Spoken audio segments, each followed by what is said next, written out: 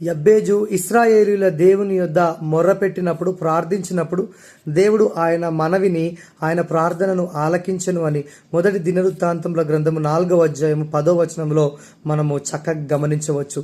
యబ్బేజు అనేటటువంటి మాటకు వేదన అని అర్థం ఇస్తుంది. జయబోజ్ అనగా పెయిన్ అని అర్థం ఇస్తూ ఉంటుంది. ఆయన దేవుణ్ణి 3 విధములుగా ప్రార్థనలో దేవుణ్ణి ఆయన అడిగాడు. మొట్టమొదటిది, ఆయన ఆశీర్వదించి సరిహద్దులను విశాలపరచమన్నాడు. దేవుని చెయ్యి ఆయనకు తోడుగా ఉంచమన్నాడు. కీడు నుంచి తప్పించమన్నాడు. నిజమే దేవుని ప్రియులారా, మనము కూడా యేసు ప్రభువుకు లార్డ్స్ ప్రేయర్లో ప్రార్థన చేసేటప్పుడు శోధన నుంచి మనం తప్పించమని చెప్పాడు.